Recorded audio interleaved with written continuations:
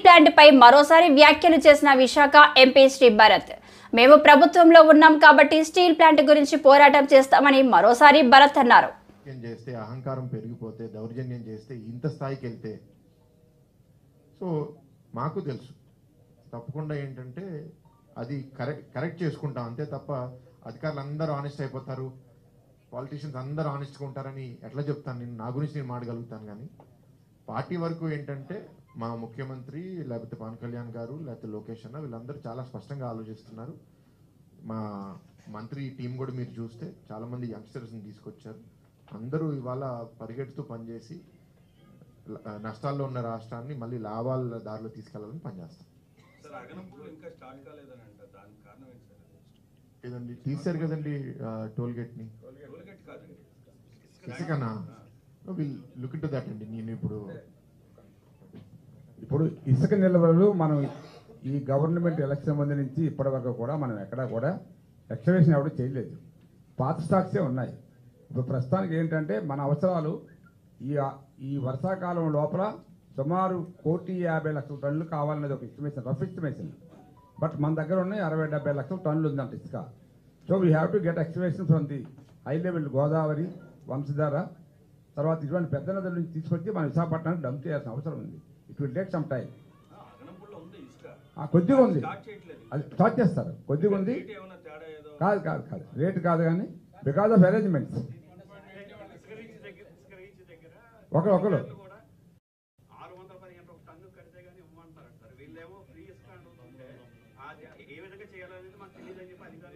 లేదు డబ్బులు అనేది ఇంకా మాట్లాడలేదండి. ఇసుక కావాలనుకుంటే వాళ్ళు ఏదైతే ఆ ఎక్స్కవేషన్ చేసి ఆ లోడ్ చేయాలో అండ్ ట్రాన్స్పోర్ట్ కాస్ట్ ఇవేవో వేస్తామని చెప్పి అది పర్టికులర్గా డిసైడ్ అవ్వలే. సో మనం ఎక్స్ప్లెయిన్ చేయలేము ఇప్పుడు పర్టికులర్గా ఎంత తీసుకోవాలని. ఇప్పుడు అందాకల్లా ఆ డిపోకి డైరెక్ట్ ఇస్తున్నారు, ఎక్కడైతే ఇసుకుందో అక్కడ ఈ రేట్తో మీరు అందాక రన్ చేయండి అని. ఇప్పుడు ఆల్రెడీ మనకి భీముల్లో స్టార్ట్ అయింది, తర్వాత అక్కడ గోవాడ దగ్గర స్టార్ట్ అయినట్టుంది.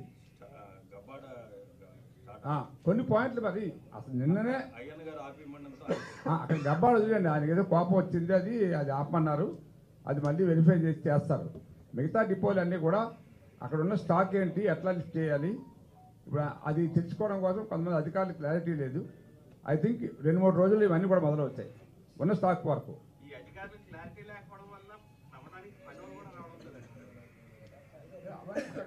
గవర్నమెంట్ మారి ఇప్పటికి 1 మంత్ అవుతుందండి. 5 ఏళ్ళు అందరు వేరే ప్రపంచం చూశారు. ఇప్పుడు కొత్త ప్రపంచం మళ్ళీ రీస్టార్ట్ అవుతుంది. మీరు అలాంటి ఫీడ్బ్యాక్ ఏది ఉన్నా సరే ఇస్తూ ఉండండి, కరెక్ట్ చేసుకుంటూ వెళ్తాం.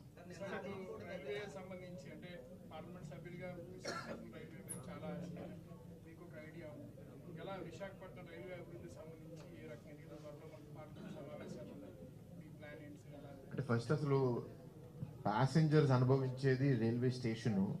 ఆ స్టేషన్ను గతంలో మీరు ప్రధానమంత్రి గారు వర్చువల్గా అది ఇనాగ్రేట్ చేసినట్టున్నారు. 600 కోట్లతో రెనోవేషన్ అనేది.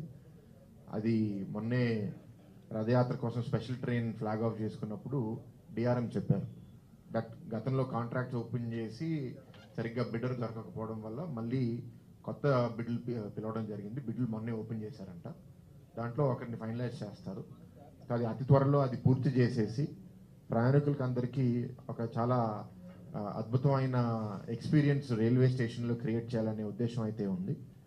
ఇంకా రైల్వే జోన్కి వచ్చేసరికి ఇప్పుడు జోన్ ఇచ్చారు. ఇప్పుడు మనం డిస్కస్ చేసేది ఏంటంటే డివిజన్ కూడా వాల్టేర్లోనే రీటైన్ చేయమని.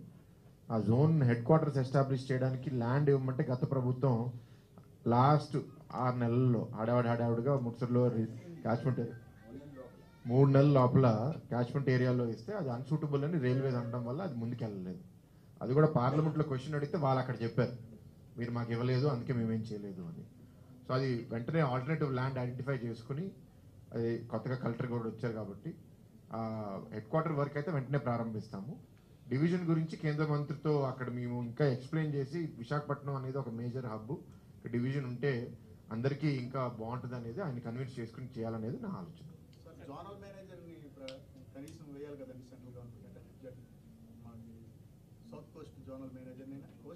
అదే అంటున్నారండి, ఆ జోనల్ మేనేజర్ ఒకటే కాదు ఇంకా చాలా పోస్టులు క్రియేట్ చేస్తారు. వాళ్ళు ఏమంటున్నారంటే అన్నిటికీ మేము రెడీగా ఉన్నాం, ఫస్ట్ అసలు ఆఫీస్ తయారు చేయండి అంటున్నారు. ఆఫీస్ తయారు చేయడానికి వీళ్ళు 5 ఏళ్ళు అలా కూర్చున్నారు ఏం చేయకుండా. ఏం చేస్తాం? చెప్పండి. సార్, విశాఖ స్టీల్ ప్లాంట్ కి సంబంధించి రేపొద్దున కేంద్ర ఉప శాఖ మంత్రి వస్తున్నారు అని చెప్పేసి సమాచారం ఉంది.